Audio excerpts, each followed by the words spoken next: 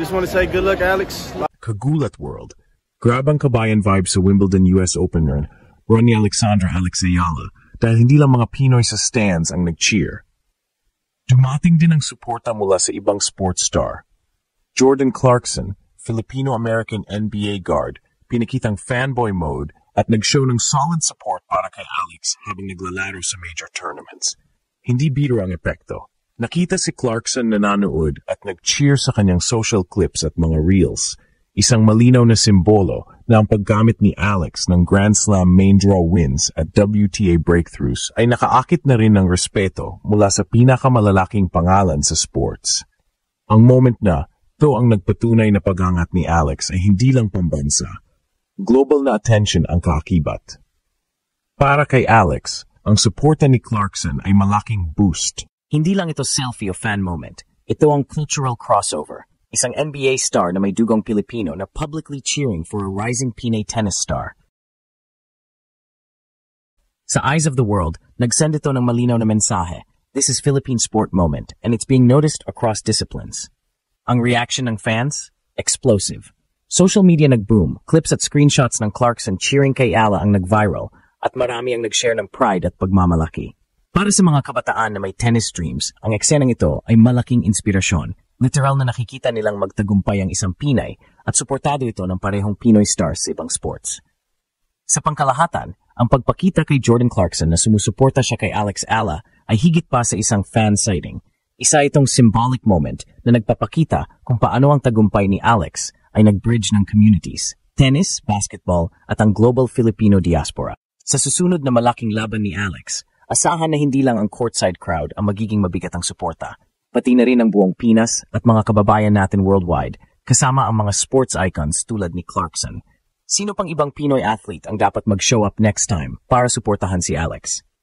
Isang nakakakilabot na Pinoy pride moment ang naganap ng personal na ipakita ni Jordan Clarkson, ang Filipino-American NBA star ng Utah Jazz, ang kanyang suporta para kay Alexandra Alex Ala, ang tennis sensation ng Pilipinas.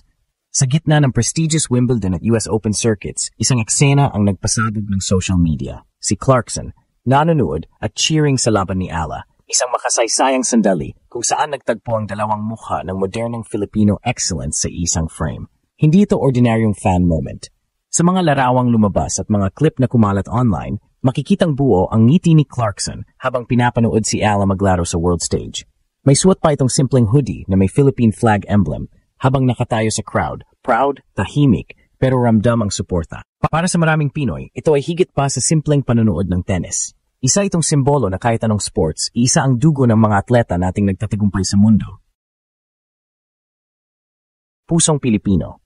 Si Alex Ayala, sa edad na 20, ay patuloy na nag-aakyat ng bandera ng Pilipinas sa tennis mula sa pagpasok niya sa top 50 ng WTA rankings hanggang sa kanyang mga laban kontra world-class opponents gaya ni Iga Swiatek at Jelena Ostapenko. Samantala, si Jordan Clarkson naman ay naging haligi ng Gilas Pilipinas at isa sa pinakakilalang Philam players sa NBA.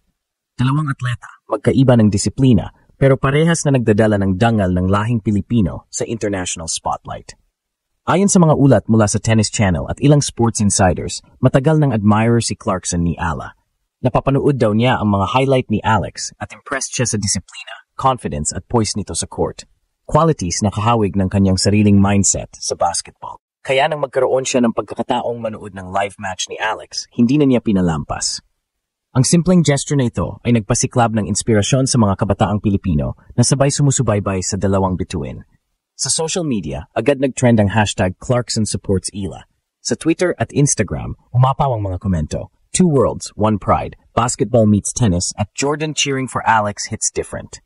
Kahit si Alex mismo ay hindi makapaniwalang nandoon si Jordan. Ayon sa mga reports, nagpasalamat daw siya matapos ang laban at sinabi na nakaka-inspire na may kapwa Pinoy athlete na naniniwala sa akin. Ito ang uri ng moment na bihirang mangyari. Isang NBA star na nagiging fan ng isang tennis prodigy, parehong Pinoy, parehong gumugulat sa mundo sa kanya-kanyang larangan. Sa mata ng mga international media, naging malinaw, may bagong generasyon ng Filipino athletes na hindi lang basta umaabot sa world stage, kundi nagbibigay inspirasyon sa isa't isa. At kung may mensaheng iniwan ang eksenang ito ay simple lang. Sa panahon ngayon, hindi na kailangang pumili ng sport para magmahal sa bansa. Si Alex Ayala at Jordan Clarkson ay patunay na kahit saan man dalhin ng talento, ang puso ay mananatiling kulay asul, pula at puti at sabay silang gumugulat sa mundo. Matapos ang viral na eksenang iyon, dumami ang mga artikulo at vlog na nagsimulang tawagin ito bilang the Pinoy crossover moment.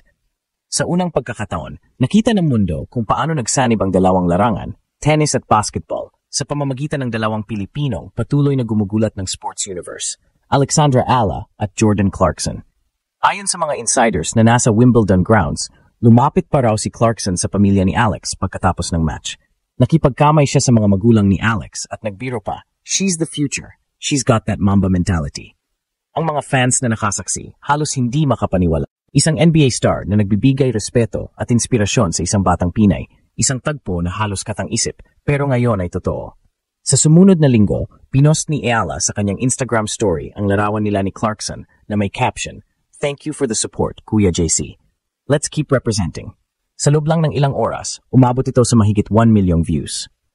Sa comments section, parehong mga tennis fans at basketball fans ang nagbunyi. "This is unity in sports." Sabi ng isa, "From the hardwood to the grass court, Pinoy pride all the way," dagdag ng iba. Ngunit higit pa sa social media hype, may mas malalim na simbolo ang tagpong ito. Para kay Clarkson, nakita niya sa katauhan ni Alex ang bagong mukha ng Filipino resilience, isang babae, isang atleta, at isang inspirasyon na lumalaban sa isang sport kung saan bihira ang mga Pinay na magtagumpay. Sa panig ni Ayala naman, si Jordan ay naging representasyon ng isang Filipino dreamer na umabot sa tuktok ng NBA. Isang paalala na kahit maliit ang bansa natin, malaki ang puso natin. Ang mga sports analysts ay agad ring nagbigay komento. Ayon sa kanila, ang pagkakaisa ng dalawang bituin ay proof of the global Filipino presence.